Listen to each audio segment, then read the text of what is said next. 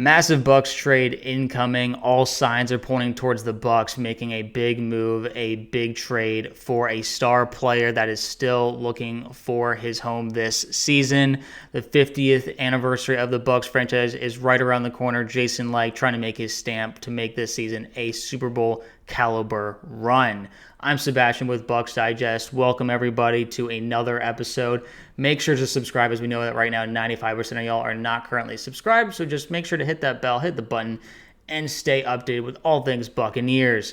So what are we talking about today? Because there is, some glaring holes right now, and particularly on the defensive side. That is currently what is keeping the Bucs out of like top 5 talks and roster talks and some questions in coaching, obviously. But right now, defensive side is a bit of a worry. Particularly last year, we struggled in a certain area known as the pass rush. We have Alex Ballentine from Bleacher Report saying that the Bucs were proficient at getting after the quarterback last season. The problem is that they had to be among the league leaders in blitzing to do it. They were 9th in pressure percentage, but they had to blitz 34.2% of the time to do it. What does this mean? Basically, we're having to send extra guys all the time to get to the quarterback. We can't just get there with our front four, our four defensive line to get to the quarterback, which makes things a lot easier. So the rest of the guys can be back in pass coverage or different disguises. It's harder to disguise when you're blitzing a lot of the time. So what is the solution here? Well, like we said, star player meets the Buccaneers, and this would just be a beautiful thing. Trey Hendrickson still looking right now for his new team. Why would the Bucs have interest in this guy? Oh, I don't know. Maybe because he's one of the best pass rushers in the NFL. He was the only guy that kept the Bengals defense last year, their terrible defense, from trying to stay afloat. And he still managed to lead the league in sacks last year on that terrible defense. So that says a lot about his leadership and his ability to persist through whatever comes at him. And so what is it looking like right now? Because we're kind of looking at a situation where Trey is trying to get a contract extension with the Bengals, but the Bengals have several problems of their own. They're struggling with their first round rookie not signing because they're trying to add new contract details in. They just signed Jamar Chase and T. Higgins to their new deals. And the Bengals aren't big on spending. So the real question is that a lot of the league is asking, are they going to be spending? Are they going to be putting big dollars towards another big star player? Or are they rather going to try and build through the draft, which is what they typically do, and they can trade away Trey for some big draft capital to make this happen. Now, regarding Trey himself, he had to say during minicamp, with the lack of direction and the lack of communication is leading me to think, leading to things that are allowing me to think about what's going to happen more than how great they have treated me. So obviously, we're seeing that Trey is not exactly too thrilled with what's going on. He's been talking to media. He's been very vocal about this really isn't my thing. I'm not having a great time here. Like, they're disrespecting me. And the longer that disrespect goes on, the more chances are that it's just not going to be a relationship that can be fixed, that can be amended. So like we said, the closer to the season, he's going to be holding out of training camp as far as we know and not playing any games for the Bengals. So at what point, is it sunk cost, or do they just take their losses and trade him away for some good draft capital, which honestly they could use, considering that the current draft guy that they have is not Shamar Stewart, that is not even signing with the team regarding their contract disputes. And so Bengals have a lot to worry about right now. And what does this say about the Bucs? Because the Bucs, like we said before, have a hard time getting to the quarterback with our front four guys. So we need an elite pass rusher to alleviate these issues, because we have to keep sending linebackers or corners or safeties on these blitzes, and that opens up the offenses to all kinds of things, because they'll see it coming because they know we have to blitz. to get to them. And it's not good enough. We need more from our guys. And Trey would not only bring in, experience, but an elite pass rushing ability that we haven't really seen since Shaq Barrett was in his prime, and then we had JPP alongside him, sacking Mahomes in the Super Bowl. That was really back when that the front four was nasty. And Ndamukong Suh was with us, and Vita Vea was in his prime, and he still is. And we got Kalijah Kancey. Yaya Diaby is another name that's worth noting. We have a young stud here. He's bulking up every season, but it's one of those things that the youth is definitely showing. He has good potential, but he hasn't been leading us in sacks. That's still been Vita. That's still been Kalijah, our interior defensive tackles. These are the big guys. They're the slow guys, and yet they're the ones getting to the quarterback more because they're so strong and good with their fundamentals, getting past the guys on the interior. So, and that's also why we're so good at stopping the tush push with the Eagles. The thing is, we can't get around. We got to get around, and we need someone to be teaching our young guys how to, or at least how to show them how to get it done. Because right now, it's not looking like what we've been trying in the past few years has been working, has been giving us the push that we need to. We let go of Joe Tryon-Shoyinka, and obviously we brought in Hassan Reddick, but it feels like there's a missing piece right now. There's still an aspect to this defense that lacks, we have Lavonte in as the leader of the defense, and he's going to be here for a year, and this is probably his swan song.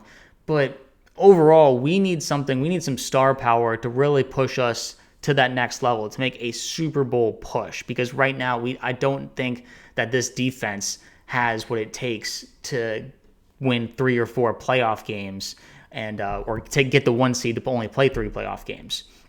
So that's what we're talking about, and it's one of these things that I hope that we can make it work without him. But it's also like we have Alex Sander here from Sporting News saying Tampa was number 7 in the regular season in sacks with 44, and that was led by Vita Vea and Kalijah Kancey, both with only 7 sacks apiece. Adding Hendrickson to the mix would be adding a double-digit sack total and taking away any doubt that the Bucs are in the Super Bowl hunt. That's, obviously what we're looking for. This is, we're not talking about just some random guy like a Cam Jordan on the last legs of his career.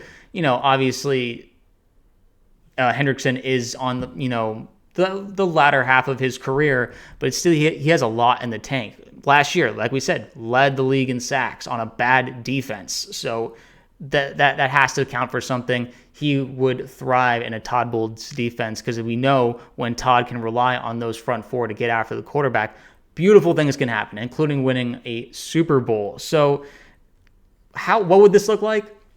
That's obviously kind of the worry, because the Bucs aren't really known for making these big deals. Like, the big trades like draft capital, they prefer to build in-house. A lot of our big pieces like Lavonte, Antoine, Vita, Kalijah, like these defensive guys, these are all defensive guys that came from the Bucs drafting. Hassan's really only like the big name free agent that we got to help boost that, but it's like a 1-year deal.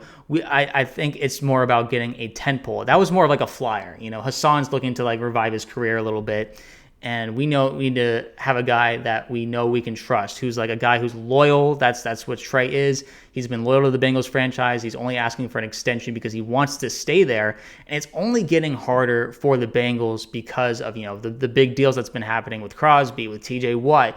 The price is only going up for these pass rushers.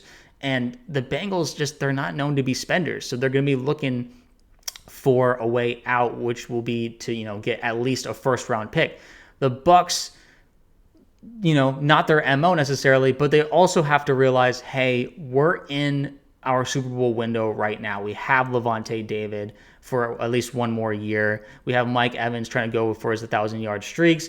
Baker's in the middle of his prime. We got Bucky Irving. We have an awesome offense with a defense that's just missing that extra last push. And we've seen, when it comes to like with getting Brady, they're open to making big moves. And Jason is incredible at that negotiating ability. It's just a matter of taking that leap of faith that the price will be worth it, the first round pick.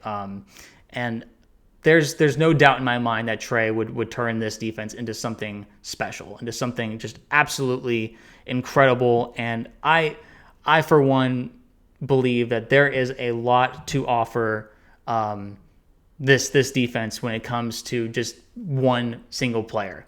Pass rusher is one of the most valuable positions in the league for a reason. It's the most valued position on the defense. Weirdly enough, people will say the cornerback is the hardest position to play, which I agree with, but overall, it's pass rusher is the most important because you get to the quarterback fast. Everything else is disrupted. Getting off the ball quickly, being able to disrupt the left tackle, the right tackle, which people say are the most important positions on offense besides the quarterback. It's everything. It means everything, and Trey would not only be a schematic fit to open up the rest of the defense for the Bucs, but he'd be a price well paid for us. A first-round pick, obviously, we have a good track record in the past, but overall, known commodities are what help teams get over the hump. Just look at the Eagles last year, getting Saquon Barkley, getting some of these big names. They get big coordinators.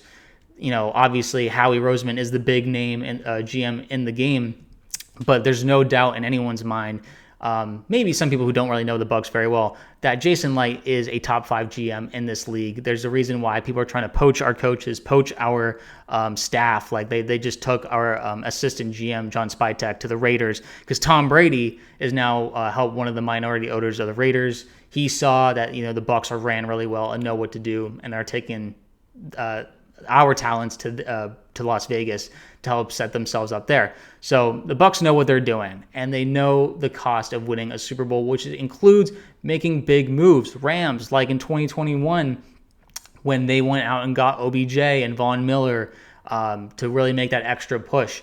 Trey is a name that would push the Bucs into Super Bowl contention if they're not there already.